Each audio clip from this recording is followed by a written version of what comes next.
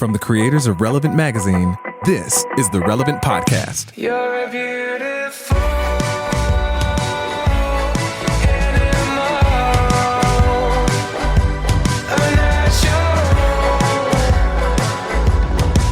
animal. It's Friday, January 4th, 2019, and it's the Relevant Podcast of the Future. I'm your host, Cameron Strang, and here with me in our Orlando studios on the ones and twos, our illustrious engineer, my brother, Chandler Strang. Hello. On the Skype line from Loverland, Virginia, Jesse Carey. Hello, hello. Joining us from Nashville, Tennessee, Tyler Huckabee. Hey, everybody. And just down the road, author, podcaster, speaker, and cowgirl extraordinaire, Annie F. Downs. Good morning, gents. Welcome to 2019. Happy New Year, everybody. We are a few days into the new year, a few hours into the working new year for us, and I'm already in the ditch, guys. I put 2018 on the podcast rundown, nearly derailed the whole show. That's how my 2019's going.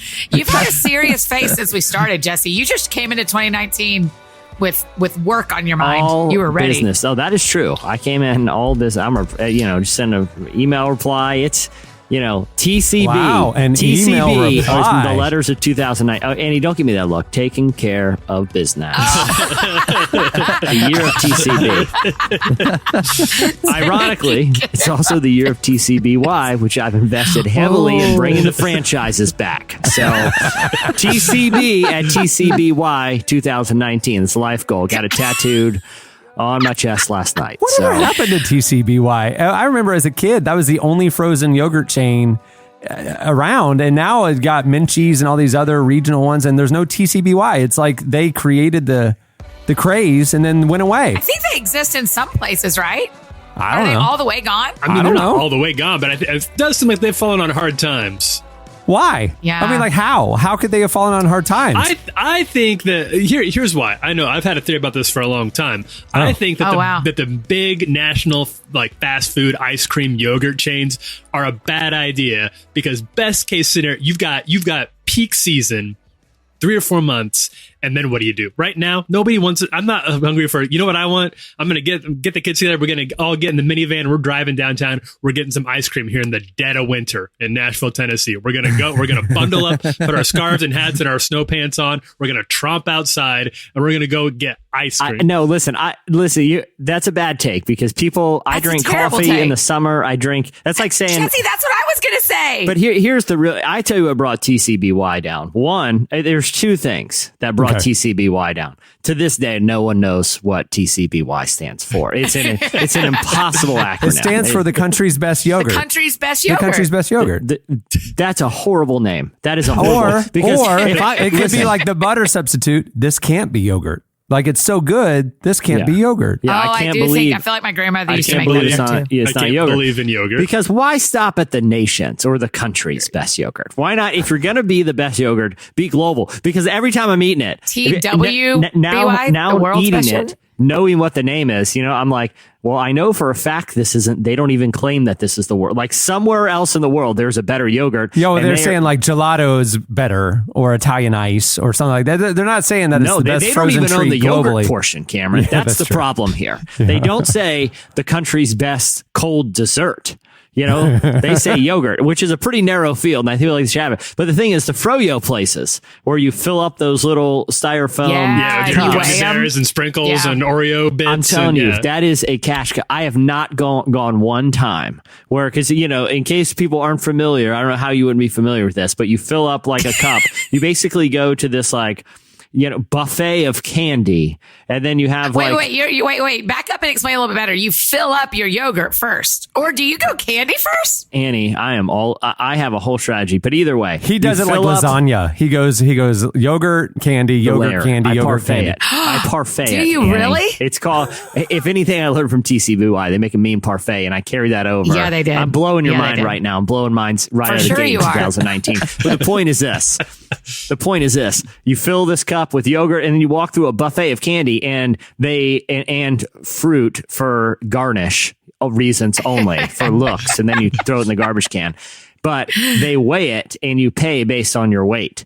And I have not gone to Froyo once. No, you don't pay based on your weight. You pay based on the weight of the yogurt. You weigh yourself on a large scale before and after you consume the yogurt. No, but you pay based on the weight of your dessert. I have not gone once where it's under $17. Like, I am loading it up, and they have taken so much money for me, and I love it. I love it. It's the greatest model ever. So that took down TCBY because TCBY got to control how much cookie dough went on my white chocolate mousse. Exactly. I think Chipotle or any of these places should operate on the same thing. Like, I should be able to hop back there and make my own burrito, just pop it on a scale, and I'll tell you how much I pay. I don't need different portions based on how generous the person is working that day. Just do the pay by weight thing across the board. I would do way less of some things. I disagree because as a former Cold Stone employee in high school, I was very carefully trained. I wasn't mixing. Wait. Is Cold Stone the one where when a tip happens, you sing? Yeah, it is. Really? Oh yeah. You sing when a tip happens? Yeah, we sang for $1. It was very humbling. It's a very humbling experience. It literally, you don't want to be singing. It makes me not want to tip. I don't want that awkward interaction. Yeah. Hey, here's what I do. I like very dramatically, I hold the dollar high in the air and kind of wave it around, and I gently place it in the mug. I don't take my fingers off of it until they're done singing. Then I go, nah, and I pull it back out and put it in my pocket. It's like a chess move. If your finger, listen, Annie, if your finger leaves the dollar, it's no longer yours. It's like a chess move. If it never leaves the dollar, you can pull it back out and exchange for nothing. You're the guy, when you play chess, you do the move, keep your fingers on the piece, look the opponent in the eye to see their reaction. Yeah. Like if they're happy about the move, you're pulling it back. Precisely. I mean, it's like I said, I'll use whatever advantage I can take to beat an opponent at the intellectual battlefield of chess and humiliate high school people working at an ice cream parlor. I will do both. I just can't believe you got to do that. I bet you got to make so many fun combinations, Tyler. I was a pro. You had to be. It was a cutthroat world in the game of mixing Cold Stone. I had to be. I didn't want anybody else to get ahead, so I had to be good at my job. And I was great at Cold Stone Creamery. I did a good job. Are you one of these people that like somebody who worked as a barista at one point, like for the rest of their life, they're basically a barista to themselves and their home. Yeah, I know what you mean. Like, you can't just have a normal cup of coffee if you've done the finer art of coffee, right? And like when you have ice cream now, do you pull out the marble slab? Do you freeze it? Do you do it at the home? Do you do a home Cold Stone? We don't need to get into this, but the Huckabee basement I keep it at a tight 8 degrees down there to make sure that I get the freshest possible ice cream. It's a marble slab. Does my wife love it? No, it's been a real tension point in the marriage, but for the perfect dish of ice cream, every week I have to go down to the local Kroger and buy myself in bulk just tons of candied and nuts and fruit, I guess, and keep it all there ready to go for when I want like just the perfect little dish of ice cream. Tyler, I too keep my basement at a cool 8 degrees, but that's because it is a literal meat locker that I use for a fitness studio. I go down there and I punch big hunks of meat. Like, I'm an old school fitness guy. I don't need your newfangled equipment. Thanks, Planet Fitness. I don't need some machine. I don't need some computer telling me how hard I'm working. I'm just gonna beat up a pair of rare ribs for an hour, Rocky style. Gross. Rocky 5, his training montage, he's working out in jeans and a leather jacket, okay? He doesn't need your newfangled materials and yoga pants. I can't believe you lead with, Rocky 5. No, I don't. Most people don't know Rocky 5, Jesse. I'm sorry, it's Rocky 4, and if you haven't seen the Rocky 4 training montage, which is about 9 minutes of the film, then I don't even know what to talk. I don't even know why we're doing this podcast, Annie. I would do one of the experiential, like a BuzzFeed thing. Like, I did the Rocky 4 training, like fitness routine for a month, and here's what happened to my body because Rocky puts himself through the paces. He punches meat, he pushes around a wheelbarrow full of rocks, and he does pull-ups in an old barn while someone punches him in the stomach. Wait, Cameron, do you know this too? Am I the only one who doesn't know this? I haven't seen them, but I mean, it's kind of I've been friends with Jesse for 15 years. Of course, I know about this montage. This is a friendship with Jesse. Yeah. This isn't a. This if isn't Jesse wasn't in my life, I would have no mental picture of the Rocky training montage in his jeans and leather jacket. I've only seen it because Jesse sent it to me one time. Well, and do you know why? Because I sense when people are having a bad day and you're like, you need a little pick me up, and I say, listen, you want to get pumped up? Jesse, You want that's to finish how I want to it? start the year. Will you email it to me when we're Yes, done? Annie, if you're That's having a a great bad way to day, kick off the you year. have to watch all 9 minutes in its I'm entirety. having a great day, but Okay. I still feel like that would really motivate me. Yeah, well, And it's got the famous Rocky song, the pump you up Rocky song. yeah. They're not, like the training montages in Rocky are the whole reason you watch a Rocky movie. Yeah, exactly. They could just distill them. That's the great thing about Creed 2. It's basically one long training montage. And they do training that makes no sense. Like, all right, this training is someone just punching me in the stomach for a while. Like, this is probably detrimental to my body. But for some reason in the Rocky world, that's part of the training. Just sucking down raw eggs and have someone punch you in the stomach. That's it, man. You want to get in shape, you got to do the work. Gross. We're getting in Rocky shape in 2019. Actually, that's actually a good 0%. segue. I have a question. First, are you guys resolution people? Did you guys set New Year's resolutions this year? I did. I've got a few. One that I'm going to be doing that I'm working on. This is going to be a big one. This is going to be the year that I become one of those climbers. I'm getting into climb. You know, like Are you going to start going to Nashville you get the climb? cool little shoes. Here's the thing, Yeah. Andy. I've been going to like our local climbing gym, but I just use their little gym upstairs because it's like the closest gym to me. So I've been ignoring the climbing portion of the climbing gym for the past couple of years now. And this is the year I'm going to become one of those guys who like scrambles around with his little like chalk bag and talks about, I don't know, uses climbing words that I don't know right yet. It's January 2nd. I've got time to get into this. Don't judge me yet because I'm not there. My resolution is simple, and that's to recoup some of the TCBY franchise money I sunk into a money pit in a decrepit shopping center that no one's even going to, much less no one's going there. It's like a payday lender and me, and no one's going there. No one's getting that payday loan and wanting yogurt. I'll tell you that. What are your plans for the TCBY franchise? How are you gonna lift its fortunes? At this point, it's insurance fraud. I'm gonna have to burn it down and act like an electrical fire happened with the parfait blender. That's my only move. Cameron, I can tell you're in a resolution state of mind because you've only got, for Theater of the Mind, you've only got one Diet Coke beside you. Hold on. Oh, There's two. Only two. There's two. Your That's computer nearly was blocking. 1/5 of the number you. Cameron just moved his computer aside and revealed that he'd been hiding a There was separate a Diet second Coke. one. back behind. Cameron, it's so perfectly blocked in our vision. Oh man, that was like I our thought you had magician one a few Dr. weeks ago. one Diet Coke. No, I have no resolution about Diet Coke. I am I'm gonna like Tyler.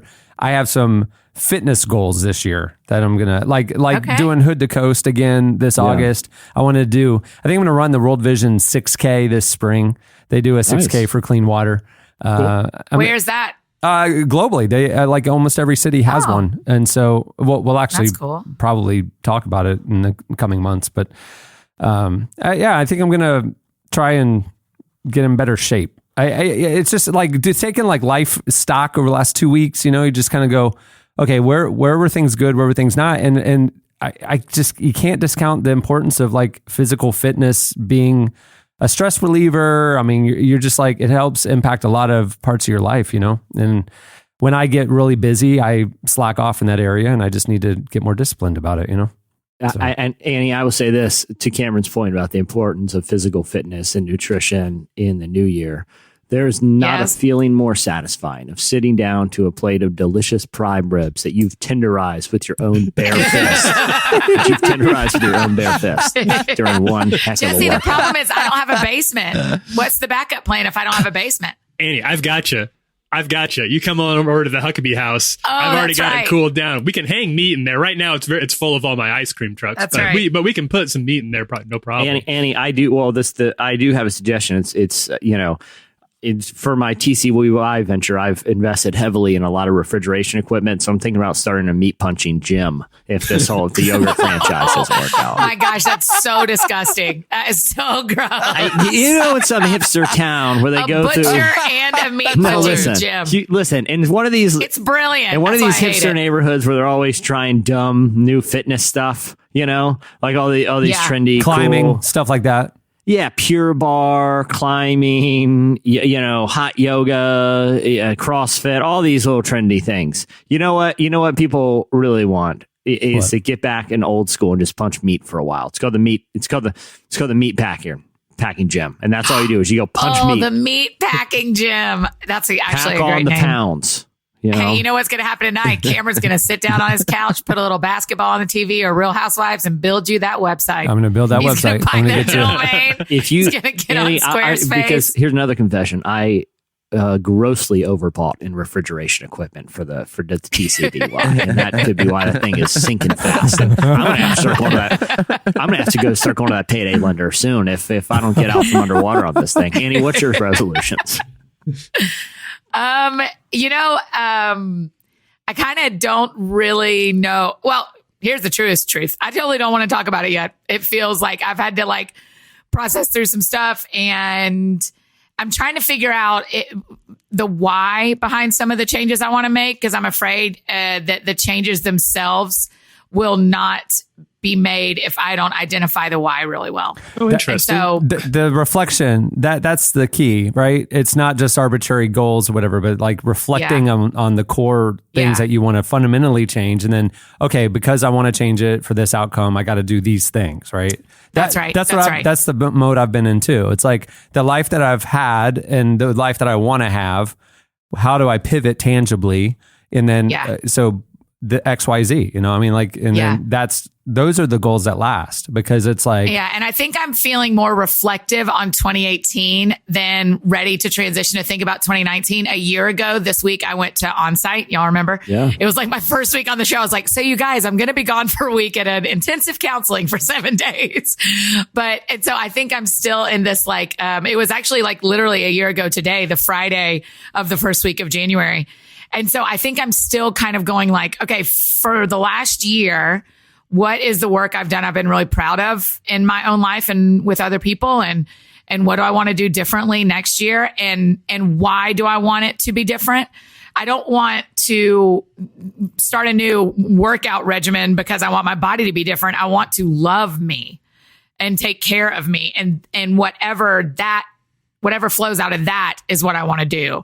I just have to figure out how to nail down those whys. And so I'm still probably more reflective on 2018 and more thoughtful about 2019 versus going okay, January 1, let's do this, Yeah, I was the same way. I realized patterns in my habits in my life that were whether I realized it or not, coping. It was I was doing these things because this was how I was handling stress, or this is how, different things. I was just well, I don't want that, And so okay, so actually I was doing those things because of this other core issue. And then I want to address that core issue and handle things differently. You should go to Onsite, bud.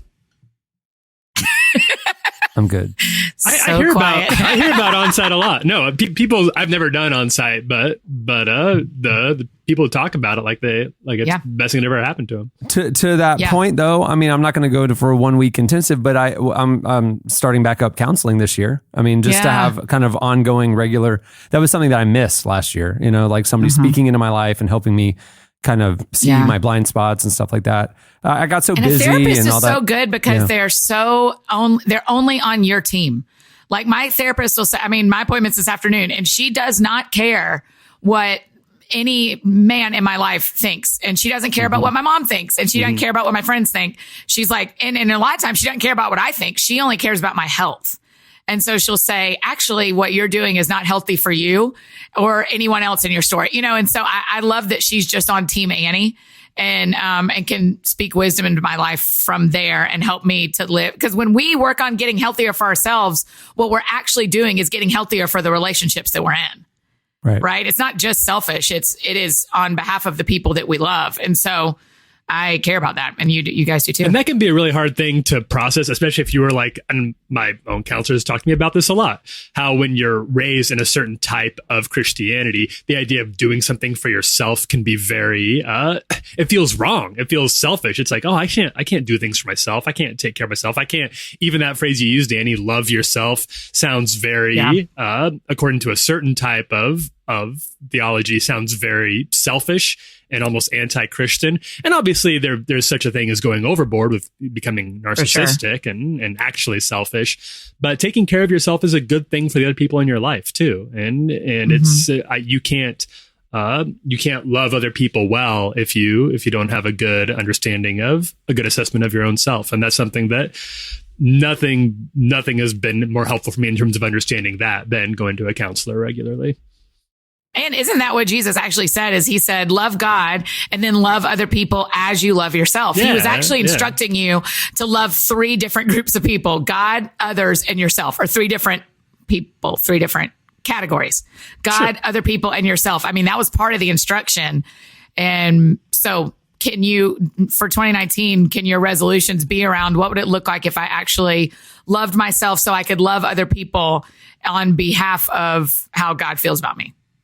Yeah. Maybe. And if you can't love yourself while you're punching a rack of ribs in the base, then you're just not capable of loving. While you're at the meat screaming at the top of your lungs the whole time. That's a big part of this workout. Then I don't know. I don't know how it. Yeah. Oh, it's just music. It's terrifying. It is terrifying. I'll provide the Rocky music. I'll bring. I mean, there's nothing more terrifying than walking out of a payday lender right past the TCBY and hearing people just screaming, hitting things. It's jarring. It's jarring because I haven't changed the signage yet, which is a big problem. Which I'm now realizing as I say it might be hampering both businesses. So. Hey, we have a great show in store for you today. Coming up later, we talk to Tori Kelly, huge pop star. Why are we having her on the show today? Because it's the first episode in January, and our January issue of Relevant has Tori Kelly on the cover. We have Tori coming up later, and we also give you our preview of the new issue. Now, many of you home subscribers already have it, but for those of you who don't, we'll tell you what's in store in the new issue that just released. Well, moving the show along, it's time for our look back at what happened this week in culture and entertainment. It's time for In Case You Missed It. Well, in case you missed it, Clemson breakout star Trevor Lawrence went viral this week talking about how he puts his faith over football. So as college football fans know, Clemson has advanced to the college football national championship game for the 2nd straight year. And their 19-year-old quarterback was one of the biggest storylines. Even though he wasn't the starter when the season began, his chill demeanor and humble attitude helped lead the team back to college sports' biggest game. He's now a top NFL prospect too. Well, in an interview with Sports Spectrum earlier this year, he opened up about why, in the grand scheme of things, football isn't all that important. Here's a clip. I mean, football's important to me, obviously, but it's not my life. It's not like the biggest thing in my life, I would say. My faith is. So that just comes from kind of knowing who I am outside of that. So I just know no matter how big the situation is, it's not really going to define me.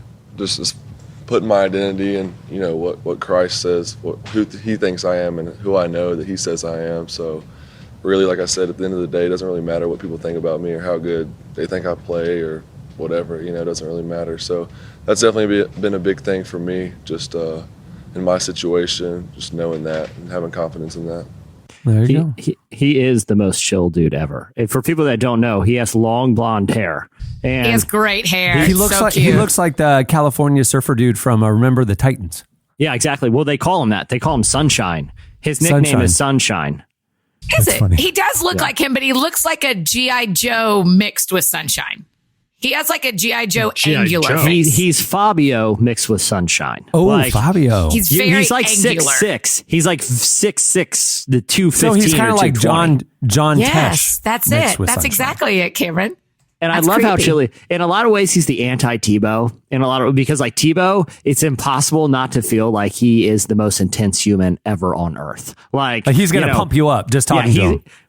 Where he's like, well, yeah, man, the most important thing is my faith over football. And it's like, he is the opposite. And I kind of like Sunshine a little better. Like, I think he'd be more in a better hang. Like if I'm punching meat all afternoon, Tebow all day. If I just want to hang and not be super stressed, I'm hanging with Sunshine. I don't know. Okay. I think Tebow can turn it off. I think he's just passionate. I think he's like hanging out with Annie. I don't know if he can turn it off. Well, thank you. I think he's positive and happy and outgoing and wants to just like grab life and like just be intentional about every moment like Annie. I think Tebow and Annie are the same mold. Okay. Received Okay, that blessing. hold on. Let me ask Annie, a little bit of self-evaluation here on the sunshine. Wow. If the personality spectrum of intensity and passion on one end is Sunshine and the other is Tebow, where do you see yourself on that spectrum? Like full Tebow? Can the measurement be in how many racks of ribs they're punching? So if Tebow's like a 9-rack kind of guy and Sunshine's like a 1-rack kind of guy, I'd call myself a 7-racker. And Sunshine is a vegan yogurt guy. Where are you on that? Well, they're obviously both like storied athletes, so they both have the ability to turn on the intensity on the football field. I don't know. If you watch him play, he seems pretty chill on the football field too. Like he never really seems he seems like he's trying, and obviously, he's got results. He's got results. Seems like he's trying. He's kind of adorable. He's just because isn't he like 18 years old or something? He's 19. Yeah, what a cute kid. Yeah. Well done. Well, before the game, I don't know if you guys were watching it this weekend. The play-by-play gave this anecdote about how Peyton Manning called him to kind of wish him luck, which I would love to hear that conversation. Hey, Peyton Manning. Hey, this is Trevor Lawrence. I just want to let you know, good luck in the game, Trevor. And Papa John's Pizza and Omaha. Yeah, they're both just really weird, chill dudes. Good for them. You got like King of the Hill, like Boomhauer and Hank. Have you heard either of them speak, Tyler? We just played a clip. Yeah, it sounds right. Your voice just adds like a little. I'm not saying anything bad about any of these people, including King of the Hill.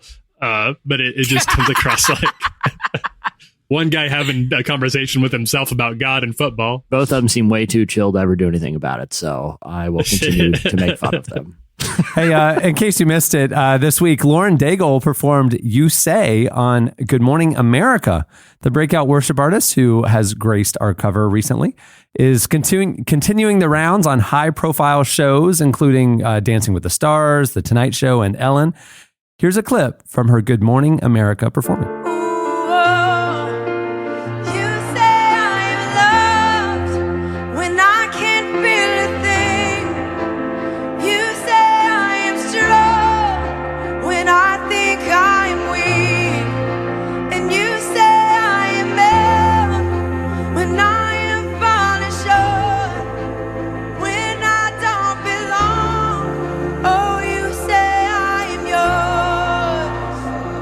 You know what? Little known fact. That's what Trevor Lawrence listens to pump himself up before games. You think? Oh, you're making that up. He's in the meat locker. He's slamming ribs. He for sure has Lauren Daigle on Spotify. No question. In case you missed it, this week, TBS released a clip of their new show called Miracle Worker. And the show is about God and an angel trying to keep up with prayer requests. So in the trailer, Daniel Radcliffe, wasn't he Harry Potter? Yes, this is Harry Potter. I was about to say he's working on both sides of the spiritual spectrum. Daniel Radcliffe leads a team of angels in heaven working in the answered prayers department, overwhelmed by all the requests God's getting from humans. Steve Buscemi plays a burned out God who seems tired of all the earthly drama. Here's a clip. I am transferring you to the Department of Answered Prayers. I'm Eliza. I'm Craig. Welcome to Answered Prayers. You have arrived just in time. 2 billion prayers received. We have to answer all those prayers? I generally try and shoot for 3, 4 a day. Although, now that I've got you, a teammate, there's no telling what we can do. I'm thinking 5, 6, maybe as many as 6. Anyway, big day ahead of us. Here's to the team. Cheers.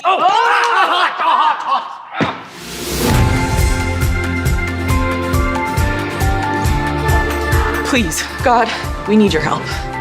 Earth is in big trouble. It is a mess. We need a miracle. There's got to be something we can do. Another explicitly Christian show. Because I'm thinking there's God Friended Me on CBS, which we've covered on this program before. We've had Brandon Michael Hall on. Are we a program?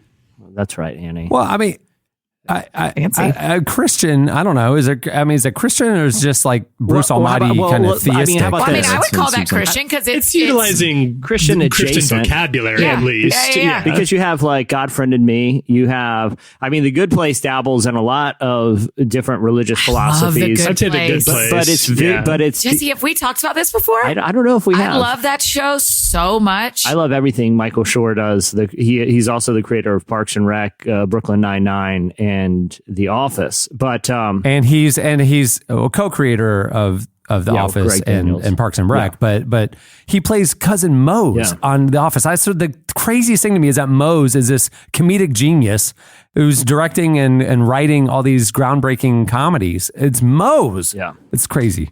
Anyway, he has nothing to do with this show. I don't know why we're off on that, but but either way, I'll say this: they might not be like Christian shows in the sense that they are overly concerned with preserving any sort of like orthodoxy, but they're certainly Christian adjacent. All three of those shows are based on constructs that people would associate with Christianity, angels and prayer, and they God. Certainly allow for Christian-centric conversation, right? Like one of my favorite things about Good Place is everything you read about it. And when you get to talk to friends about it, no matter what they believe, it does set this groundwork for a conversation that is what art does. If we're going to be too serious twice, thanks to me, is it creates this platform where we can have conversations about faith things, even if it's not overtly faith work, even though I would say both like the God Friend of Me show and this one both sound like really interesting and very pointedly Christian. Yeah. I like The Good Place a lot. I think it's probably of these three shows, and I was understanding that we haven't seen this newest one yet. It's probably the least it works with the least biblical framework. There's not like an explicitly God character or anything, and they usually veer away from saying like heaven or hell. They're just kind of playing with a rough version of the afterlife. But this one is using at least like biblical vocabulary and at least popular biblically based understanding of what heaven might look like. Steve Buscemi as God is maybe isn't like super biblical. Although I would not be disappointed. I would not be disappointed to go to heaven and see that God slightly resembled Steve Buscemi. I would 100% be disappointed if God looked anything like Steve Buscemi. That'd be so like, wait, I watched you my whole life. No. Now, how about this? At first, pre-Steve Buscemi, they had slated Owen Wilson for the slacker God role. Yeah. Who would you feel like would be more representative of God, the God of the Bible? Owen Wilson or Steve Buscemi? Well, for this show, which I should say the debut is February 2nd, it's coming up, but I don't know. In the context of this, seeing and hearing Steve Buscemi in the role as sort of like this, kind of a God who's just burned out on, the whole God thing.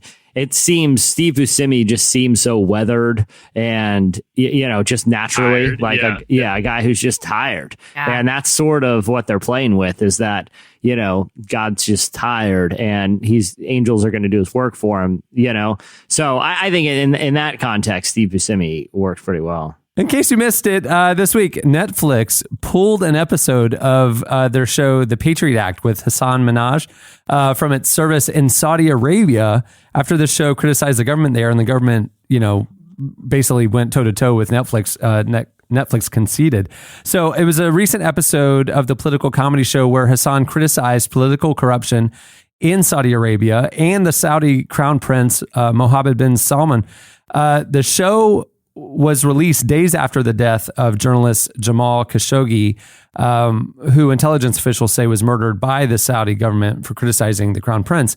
On the episode, Hassan said, "Now would be a good time to reassess our relationship with Saudi Arabia, and I mean that as a Muslim and as an American." The Saudi government said parts of the episode violated the country's anti-cyber crime laws. In a statement, Netflix said, "We strongly support artistic freedom worldwide and removed this episode only in Saudi Arabia after we had received a valid legal request and to comply with local law." Back in 2016, Hassan was a guest on this podcast and spoke out about how comedy and art can lead to social change. Here's a clip from our conversation with Hassan Minhaj. I think that one of the most powerful things in stand-up versus or satire versus television or movies per se is that it's pretty raw and unfiltered. And, the comedian is basically like the court jester that's standing on the sidelines of the game that is American politics or life and is saying, hey, this is just what I'm noticing and this is what I'm seeing. And it's pretty powerful because we are not towing any lines. We're not representatives for any network or religious institution or political organization. So we can pretty much say anything. And there's a tremendous amount of power and danger in that freedom. What's the danger? I think words can be hurtful. I think words can be destructive. I think rhetoric can be scary. And I think this election is a prime example of that, where, sure, Donald Trump says that he's just cracking jokes and he's making fun of women's appearances, or he's talking about building a wall, but we'll talk about it. These things will change. These things will evolve. Those are just words, but they could potentially lead to action. I think that's where it can get dangerous. I don't know I don't know the nuances of Saudi cyber law, but like if Netflix said no, we're not going to pull it, what recourse are they going to have? Are they just going to not let anyone in Saudi Arabia watch Netflix? Could Netflix pay a fine? It does seem to be hypocritical to produce a show like this, but for the people that need to see it most, which are the people of Saudi Arabia, to be exposed to the corruption at the highest levels of their government, it does seem hypocritical. But there's no different than local laws in China. They censor the internet there. Google had to comply, to a Chinese search results. This is part of the global economy. Every country has different standards and legal issues. And if you want to play in their country, you have to comply. Whether we agree with their laws or not, Netflix has to comply legally if they want to do business there, But Jesse's question, it's like, do they have to comply? I don't know what the Saudi government's legal recourse is if they don't want something. Like North Korea didn't want the interview with Seth Rogen, and I remember that. But they weren't. But Sony just said, "Well, tough. We're going to release it anyway," and that led, of course, to the hack a couple of years ago. I don't know what the relationship. I just don't know. I could be. Saudi government could very well have legal recourse against Netflix. Because if Netflix said, no, we're going to do it, do what you need to us, is it that they are going to, because I don't think they probably have a backdoor to Netflix where they can block one episode of one show. Right. So do they just pull the service from the public and let the public outcry, I feel like the public outcry towards that would probably be even greater than the public outcry towards, the people that happen to watch one episode of one series. Like Cameron, I agree with you. Like the new global economy that media companies, especially that large, are required to play in order to be profitable is extremely complex. But it does seem like this one, there's a lot of irony in this one because the episode is critical of government censorship and it fell victim to government censorship. Well, but we all, do you remember 6 months ago, behind the scenes in media, we all, actually everybody who goes on the internet experienced this. All the websites changed their privacy policies and you had to click the box of the cookies and all that because of the EU. The European Union passed new privacy laws that every website that wanted to be accessible in Europe had to comply with. And we all had to change our, legal, practices to comply. That's the thing is like, if you want to do business in a country, you got to comply. And I don't agree with the censorship thing, but that's their reality. I was in a family's home in Palestine and they were watching the Disney Channel and TBN and they were getting their satellite, which is banned in Israel. TBN was banned in Israel. And really, which is funny because don't they record in Jerusalem? Don't they have like a whole studio in Jerusalem? I forget what it was. It was really strange. Yeah, you're right. It was something about, And then they were getting, this family was getting their satellite from Saudi Arabia. They got their service, their satellite service from Saudi Arabia. Just over there, especially the Muslim countries, they have, very, very different laws. And if you want to be able to reach them, you got to play by their rules, I guess. I do think there's like two issues here. There's the legal issue and the moral one. And the legal issue is pretty complex, but the moral one isn't particularly complex because what Patriot Act is calling out is, a state-sanctioned murder of a dissident journalist. Yeah. And so being censored because of that. But they don't live in a free society. They don't have free press. They That's don't the have difference, yeah.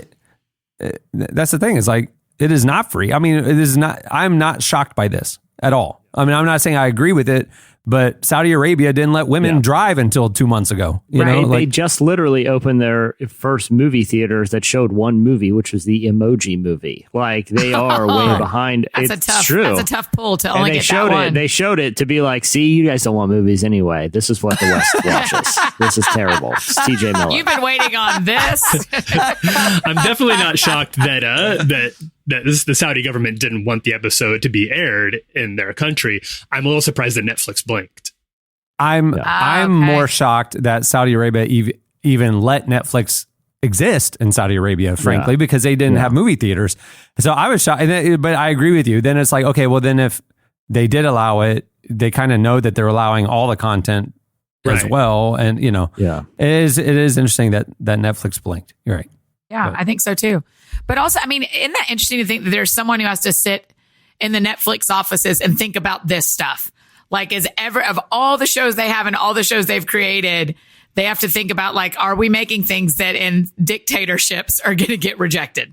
And what do we do when they do? It's really interesting sometimes to go to different, like, you can find on YouTube sometimes side-by-side comparisons of different movies and the things they have to change to air in China, to air in the Middle East, to skirt different laws. Yeah. And it's interesting things that you would never think about just watching a movie or a television show here, what just isn't going to fly overseas.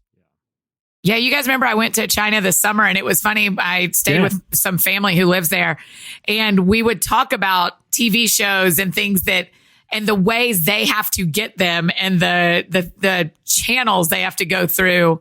I just was like, I forget that this is what it is like for the largest population in the world is that they can't just get access to anything created. All right. And lastly, in case you missed it, this week, a church blooper clip went viral that works just as well as an audio only clip as it does when you see it. So the clip shows a pastor attempting to demonstrate God's power to help people overcome obstacles in their life by using a mini trampoline to jump over a literal hurdle that's on stage. I mean, like, so you hear him, he's like praying and it's faith, it's expectation. And then he wants to demonstrate this.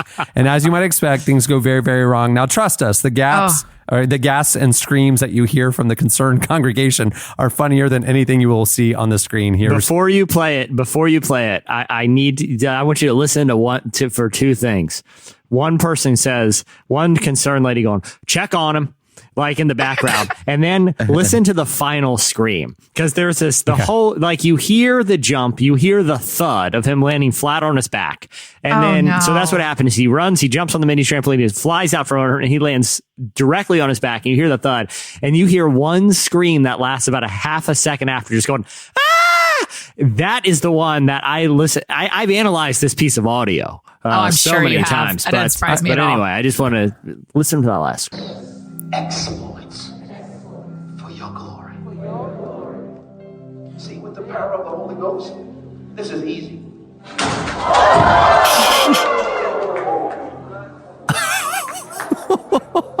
Run that back, Chandler. Run it back. Sometimes you fall, but you gotta get back up. Well, I like how he spun it. All right, here's again. Listen. For your glory. See, with the power of the Holy Ghost, this is easy.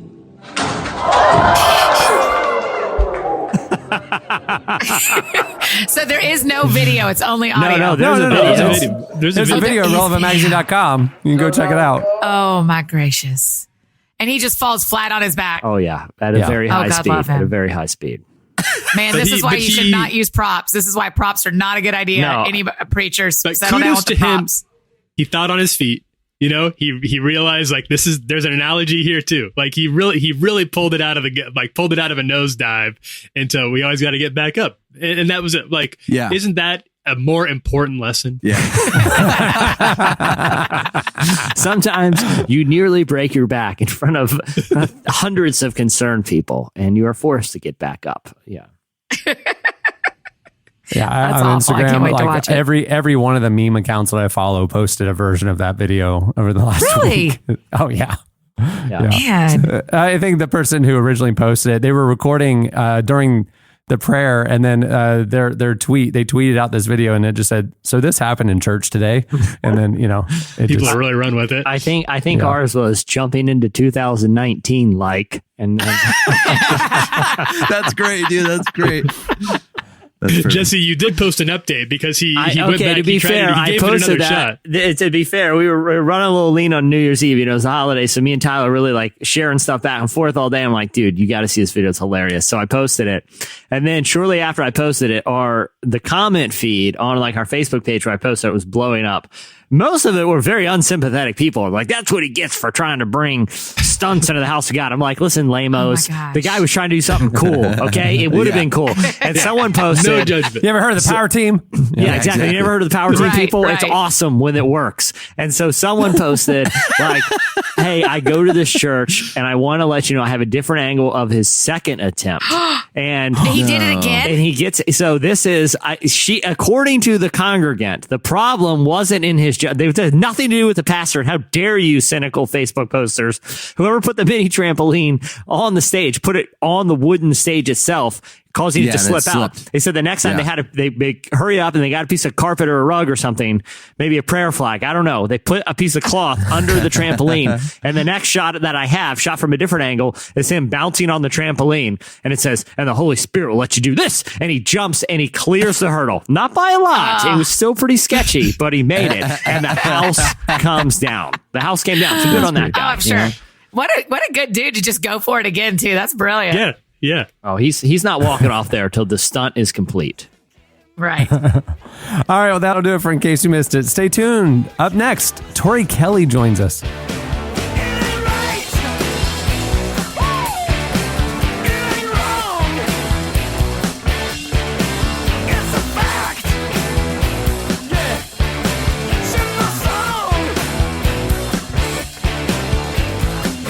You're listening to The Raconteurs. The song is Sunday Driver. At the beginning of the podcast, you heard Fly Felix with Beautiful Animal.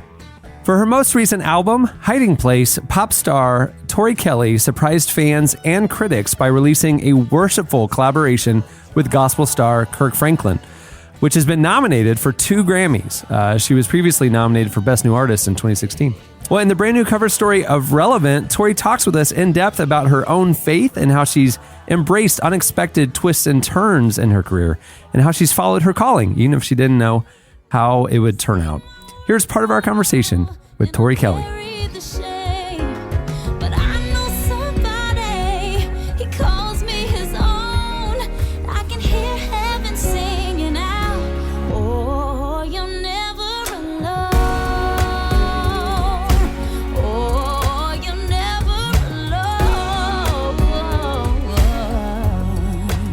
This album it's a little bit different of a direction than Unbreakable Smile. Why did you want to focus on your personal faith on this particular project? You know, I grew up listening to gospel music, and I also grew up having my faith just be this really, really important thing in my life, as it still is today. And so I always just thought, one day it would be really cool to kind of do something in gospel. I just always loved the genre, and I've always loved how you're able to sing freely, and there's no rules really in gospel music, other than you just got to put your whole heart into it. So I just always wanted to do it, and the opportunity, it seemed to fall into my lap without me really trying, because I just had the idea to do a gospel song to put it on the other album that'll be coming out, and my team was super excited about it, which was awesome. I didn't know how they would react, but they're like, yeah, let's do it. You should work with Kirk Franklin on that. And I was like, okay, sure. And I grew up listening to him, hearing that name, it represents my whole childhood, and so that's such a huge thing for me to get to work with him. And he was down to work with me. And, next thing I knew, it turned into one song. It went from one song to then a whole 8-song album because we were just on a roll, and it just felt so good. And we were like, these songs are too good to just kind of throw on to another album. We need to give it its own space. I wanted to ask you about a couple of the songs in particular. Psalm 42 is such a beautiful song, and I was wondering what's the significance of that particular passage for you? Why did you want to put that on the album in particular? Kirk and I wrote that one together, and we had looked at all the songs that we had. We were probably about 6 songs in at that point, and we realized, we don't have a song that's just straight up worship. I mean, all the songs we're either talking about God or we're talking to God, but we didn't have a song that was like just straight out of the scriptures, just direct worship. Kind of, the song that you could teach it to a congregation or to a church, and they can kind of all sing along with it. That's what we were really going for. And so we were like, okay, well, what better place to go than the Psalms, because those are, literal songs that are in the Bible. And there's just so much beautiful, just a lot of beautiful words in the Psalms, and these real emotions that everybody can relate to. So we started flipping around, and Kirk was on the piano, I remember, and I was just kind of reading off different passages, and I got to that one, and he started kind of, mumbling a few words, and I just started adding melodies to them, and that was it. I mean, I want to say it started with the chorus, the "As the deer pants for the water, so my soul thirsts for you, God," and that was really the anchor for the whole song. And then we worked around that part, and that song is definitely one of my favorites too, just the way it came to be, and it is just one of those really powerful ones. As the deer pants for the water, so my soul needs you, Lord. With thirsty God, you're the living water, and my soul needs you, Lord. It needs you, Lord.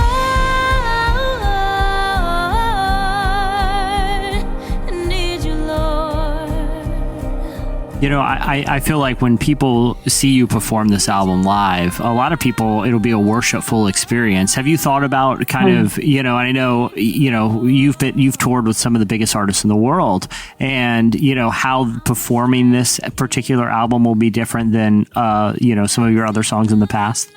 Yeah, I've definitely thought about that. And that's one of the things I'm excited for, because I want people to come to the shows and still feel like they're at a Tori Kelly concert. I'm well aware of the fact that not everyone believes what I believe, and not everybody even knows what a church experience is like, and so I definitely want people to feel safe when they're at a show, and comfortable, and just, there to have a good time. I'm definitely going to be pouring my heart out into any song that I sing. So I'm excited, because I think it'll be interesting, because I also kind of feed off of them. I'll feed off of the crowd when I'm performing. So that's one of the, the most exciting parts, is getting together with the fans and just having a good time. Well, you've had a ton of success at an early age, and, have been in the spotlight since, you were really a teenager. As a person of faith, how do you maintain being grounded and kind of the humility that comes with faith when you have such a huge platform and so many eyes always on you? It's a daily challenge, I would say. It's not something I think you can ever really master. I'm super thankful for the people that I have in my life. I think they play a huge part in keeping me grounded. Everything from, my husband, to my family, to my team who I'm with all the time. I think who you surround yourself with is plays a huge part in how just how sane you are when you go out and into the world. And I think that's for anyone, not just someone like me who's doing music, but, I think everyone can relate to that. With the people you have around you really, really impacts how you're going to act. And I think it's that, along with just the daily grind of trying to follow Jesus, and trying to follow his example.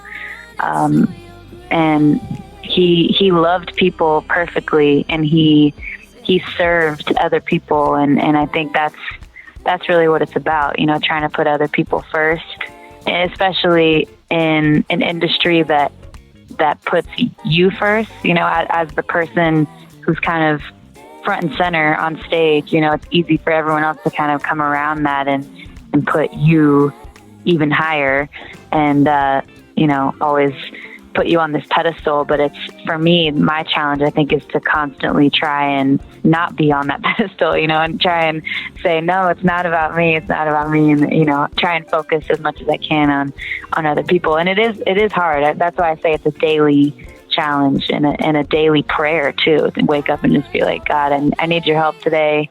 Help me to not think about myself today and try to, just think about you and other people.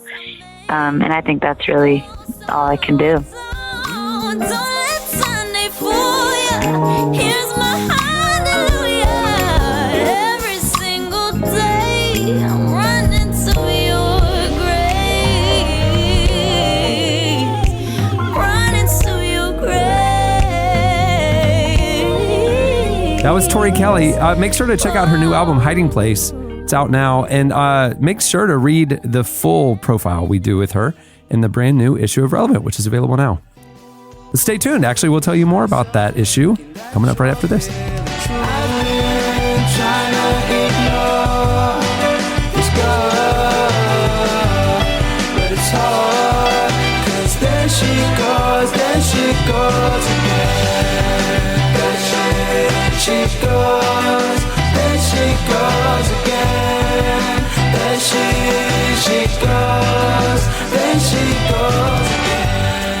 You're listening to Steven or Stevan, I don't know. The song is She Goes. Well, as we mentioned before the Tori Kelly interview, the new issue of Relevant is out now. Tori graces the cover.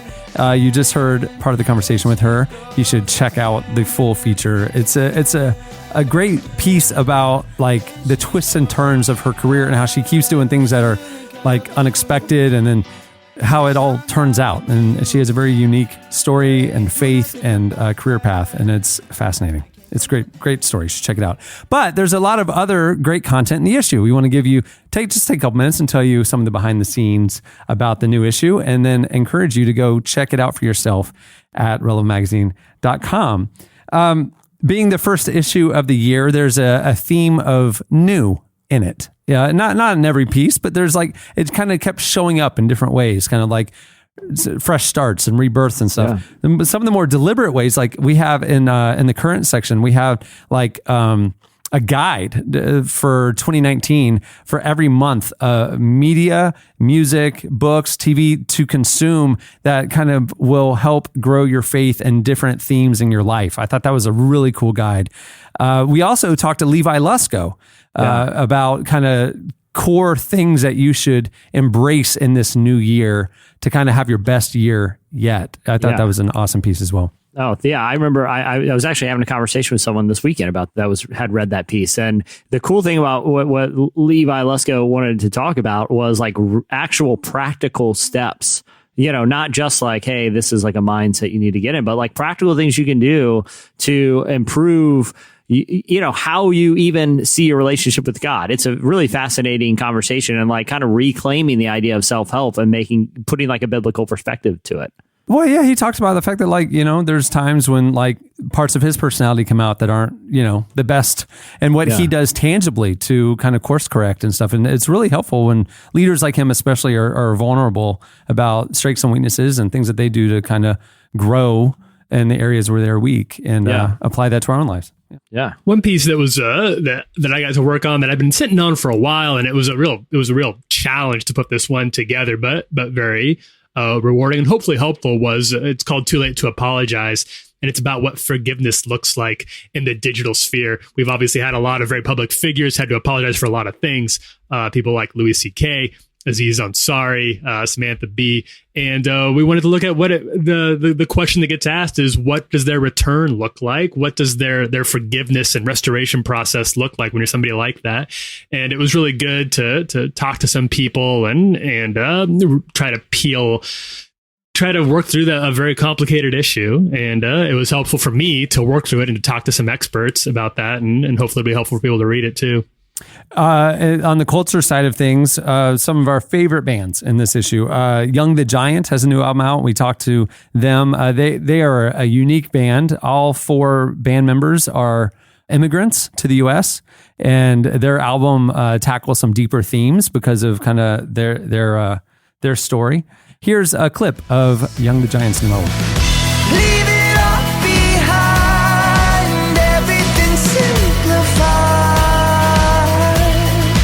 All we need is nothing more when everything simplifies.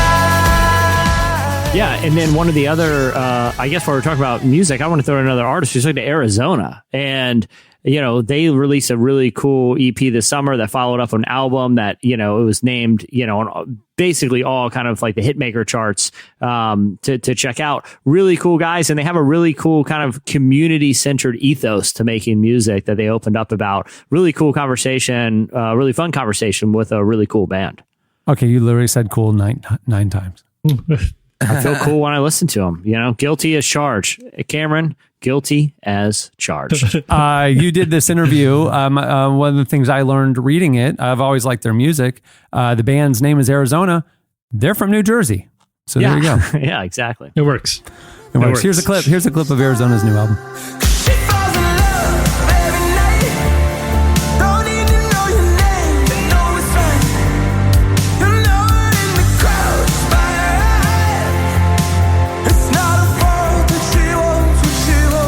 One of the things we do other than just kind of the intersection of faith and culture is we look at kind of what's happening in this generation and different trends. And one of the things that's interesting is in this issue, we look at the generation coming up. So millennials are now 23 to like 38, and Gen Z is 8 to 22. So relevance kind of core readership is kind of like college to 30s, right? So I think 93% of our readers are between 18 and 39. Our average reader is 27. It's interesting seeing a generation shift happening where all college students now are Gen Z. And Gen Z, we're starting to see enough evidence that they are very different than millennials. And one of the articles in this issue kind of illuminates the shifting trends that are happening that make Gen Z very unique. And not only just, unique and different from millennials in a lot of ways, but really poised to push the church in a new direction. Like they are incredibly moral. Like they don't really drink. They're the most sober generation. Well, they are 11. I mean, that's the other part of it. Well, but also their attitudes about abstinence, like they really take abstinence seriously. They're, they believe in inclusivity. They believe in transparency, authenticity when it comes to institutions. And the inclusivity thing is one of the things that the article highlighted will challenge some of the, long held church, kind of dialogue, like this generation, Gen Z the church is going to have to like adapt or die. I'm not saying compromise or change theology, but like the way that the church has talked about inclusion is one of the big issues that's going to have to be rectified moving forward, because that's a major value of Gen Z. And millennials tend to be sort of skeptical and cynical about large institutions like the church or like, Facebook or whatever. But Gen Z wants to change institutions, I mean, we saw that with the Parkland kids. They want to go in there and make change and not just approach things with cynicism, which will have huge implications for the future of the church. It was a really fascinating read. Speaking of fascinating, wrapping up this segment, there were two think pieces in the issue that I thought were notable. One, we talked to author Lauren Winner about church and church history and how the church needs to own up to some of the unseemly aspects of our history, and it's one of those things that we don't really think about that often. But church history is incredibly problematic in a lot of ways, and there's something that we need to actually kind of take head on moving forward. But then also, Jesse, you wrote a piece about conspiracy theories, one of your passions. But no, what I want to point out about it is I couldn't believe this, because when I think about conspiracy theories, and you've been pitching this for a long time, this piece, and I just wasn't totally sold on it until you showed me the data that conspiracy theorists and the people who believe conspiracy theories are not the weird fringe people listening to late night radio. They are statistically the demographic that is most susceptible to believing conspiracy theories are young Christians. That's crazy to me. And we show some of those stats. And there's also like an anecdote that I really like at the beginning of the piece. So someone from Answers in Genesis, who's the young earth, creationist. They've had to dedicate an entire section of their website to combating flat earth conspiracies, because so many young Christian college students were coming to them and asking for answers, because as they saw it, if you take the Bible literally, it talks about the four corners of the earth. Explain that. It was an interesting rabbit hole to jump down. It's interesting because it's not just, it starts off on kind of like an interesting kind of weird note, but also looks at why it's oftentimes a dangerous slippery slope once you kind of start jumping down these rabbit holes. Yeah. We also talked to Derek Miner. Current has Blake Mycoskie, founder of Thomas Shoes, talking about their next era and mission. Michael B. Jordan, Kristen Bell, Dr. Eric Mason. And our last word is written by our very own Annie F. Downs. So it's a great issue. You don't want to miss it. You can view the whole thing at relevantmagazine.com. You can also pick it up at newsstands nationwide. Most Barnes & Nobles have it. And if you want to subscribe, you can subscribe there at the Relevant website. There's a great deal going on right now. I think you'll like the issue a lot. Go check out the new issue of Relevant, January issue of Relevant with Tori Kelly on the cover. Don't miss it. Okay, stay tuned. Up next, your feedback.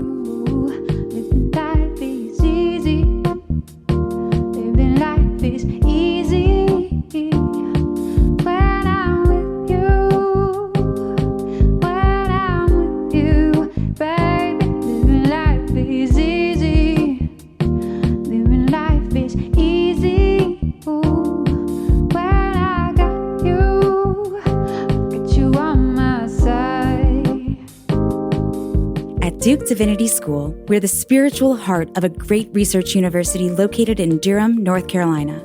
Our vibrant community of students and faculty engaged in rigorous, collaborative scholarship and deep formation come from across the nation and around the world. Grounded in Christian scripture and theology, we are guided by our desire to embody a faithful witness in a changing world. We believe that being rooted in wisdom is the first step towards cultivating ministries that flourish, institutions that respond creatively, and designing communities to thrive. Comprehensive theological education is critical and necessary to answer the big questions and generate thoughtful leaders. In learning from our past while engaging with our present, Duke Divinity School's program equips students to serve in the church, academy, and the world of tomorrow. Are you ready to take the next step? Learn more at divinity.duke.edu.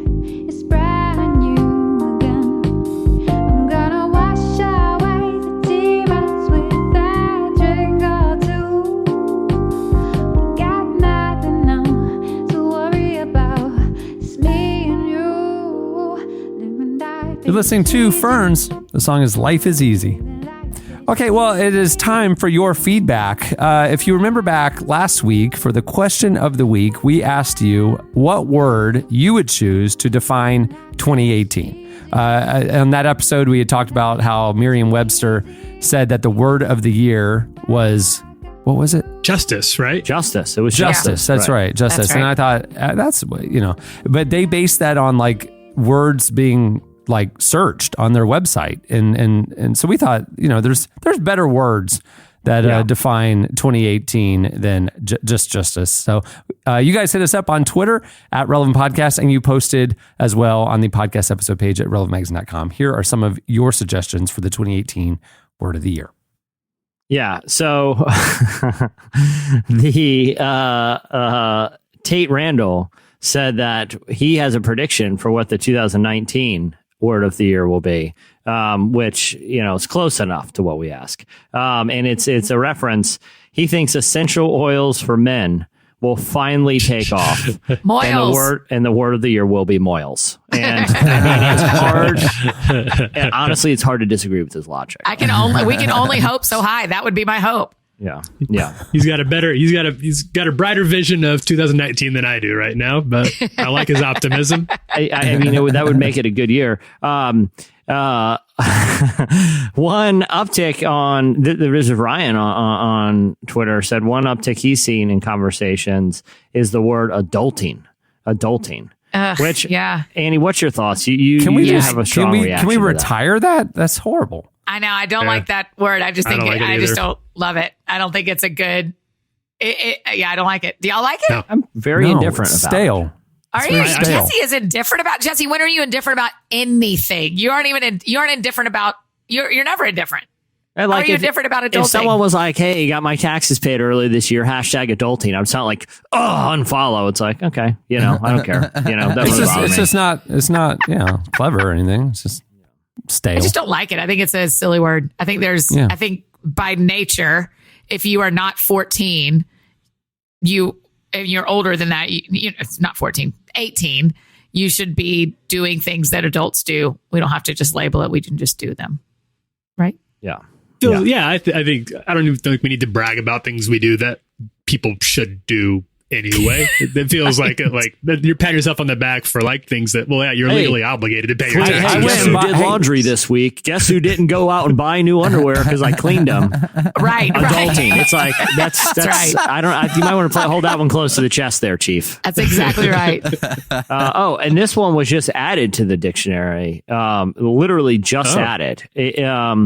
Merriam-Webster is officially making whelp a word I love you whelp. say whelp, Whelp. and that I feel like that's a strong contender because I feel like in 2019 for 2018 that's like you open up the news and read the headlines every day and you're like, well, what do we expect? What? I mean, did you read the guy's Twitter account? A lot of people voted for him. Well, what are we gonna do? I love whelp. That's great. I don't mind whelp. Yeah. I can see I'm the a case huge for whelp fan. Yeah. All right. Well, that'll do it for last week's feedback. There's more where that came from. You could go check it out. It's time for this week's editorial question of the week. Well, it's the beginning of the new year, and a lot of people take this time to reflect, reassess, and make new goals for the coming year. And we want to know what some of your New Year's resolutions are and why. It's not just setting arbitrary goals, but why are you doing it? And what changes are you wanting to make in your life? We want to know all your deep, dark secrets is what we're trying to say. All your weaknesses. Just air all the skeletons. No, we want to know your 2019 New Year's resolutions. Hit us up on Twitter at Relevant Podcast, or you can post your longer ones on the podcast episode page at relevantmagazine.com. Well, I want to thank Tori Kelly for joining us. Remember, her new album, Hiding Place, is out now, and she is the cover story in the brand new issue of Relevant. There's a ton of great content in the issue. You should go view it at relevantmagazine.com or at newsstands nationwide. You can get it as well. And if you want to subscribe, there's a great deal going on. You can subscribe at relevantmagazine.com/subscribe. I think you'll like it. It's a good. We have. I'll just say this about 2019. We have some big plans in store for the magazine. Some big stuff happening, and I cannot wait. You for guys, you to, that's so exciting. Everyone knows. All three of you know so many secrets. It's been something I've been looking forward to. I've been looking forward to this for a long time. Here's the deal, Annie. I get bored easily, and I don't like doing the same thing for very long. And we've been doing the magazine. Now we redesign every couple years, and every issue's new. We want to fresh content and all that kind of stuff. But fundamentally, we've been doing the same thing for 16 years. And okay, keep going. I'm just saying we have some big fun changes in store. Cliffhanger. 2019 for Relevant Magazine. Go subscribe. You don't want to miss out. I promise it's going to be a good year for magazine readers. So okay. Yeah. just mixing some stuff up. My choose your own adventure pitch has finally gotten a little bit of traction. It's so hot right now. Black Mirror. Bandersnatch took really it hot on. Right now. That was awesome. Really hot. Hey, also, for those of you who, listen to the show and you're still listening now, we want to hear from you. We want to know about you and what you think about the show. And we have a survey up at relevantmagazine.com/podcast survey. If you could go and take 5 minutes and fill that out, we are picking, I think, 3 or something people to get $25 gift cards to the Relevant store. We would love your feedback. We have some new plans in motion in 2019 for the show, and we want to get your thoughts. So Again, am I the only one who doesn't know the plans? Just checking. This one's news to me. This one's news to me. I don't know what we're talking about here either. Great. We're doing a Spanish language version of the show, and I've been using Rosetta Stone for about 2 weeks right now. And I will just say, listen, I've been doing Rosetta Stone, and I've already got my intro down. Hola. And it's working. That's magic, Wait, speaking of Christmas, hold on, Cameron. Did you give Jesse his socks when he was down in Orlando with my face on him for Christmas? No, I saw him at the last second, did not think of the socks. But I do appreciate, Annie, that on Christmas Eve, a package of like 10 pairs of socks with your face on it showed up. Yes. And now I have to mail them to people all over the country. So thank you for sending me a postage. I love it with Christmas Eve too, because I'm just picturing on Christmas Eve. It's, some UPS driver, his son, Tiny Tim, is at home, waiting in front of a cup of porridge, just holding his crutch and calling, Daddy, when you will be home? It's Christmas Eve, Father. When will you come back home? And he's like, well, I've got a very important package that I really need to get out. I'm just going to assume that this was essential that it was delivered Christmas Eve night. Little does he know, in that box is a bunch of pairs of socks with Annie's face on it that will never reach most of their intended yes, they will. recipients. Yes, they will. I'll get them from Cameron next time I'm in Orlando and mail them myself. I will send them out. But they are Christmas socks. That's the other thing. I can't wear them year round. I have to wait until next November. And to be fair, I ordered them and they were meant to arrive weeks before they arrived. Right. So. And he got like a confirmation that said, listen, you can either send these to them a few days after the holidays, or we can send our most beleaguered employee who has a sickly child named Tim out into the cold Christmas Eve night for them to be delivered. And it's like, check, send him. Yep, done. That's exactly right. Thanks for knowing me. And also, hey, while you're online, go over to iTunes and rate and review the show. It helps more people find it. And we appreciate the feedback. Yeah. Okay, well, on that note, we'll wrap things up. I'm Cameron Strang. I'm Chandler Strang. I'm Jesse Carey. I'm Tyler Huckabee. And I'm Annie F. Downs. We will see you on Tuesday. Have a good weekend, everyone.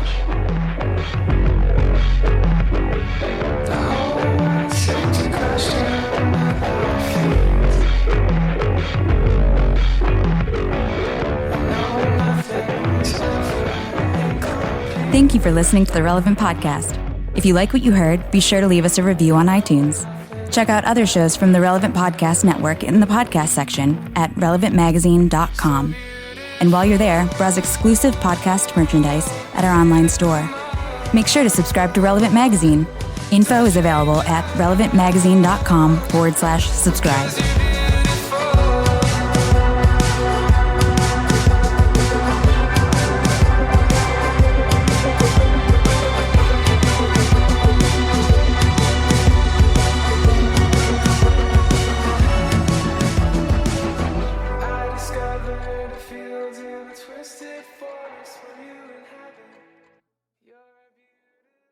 We're going to have to burn it down and act like an electrical fire happened with the parfait blender. Relevant Podcast Network.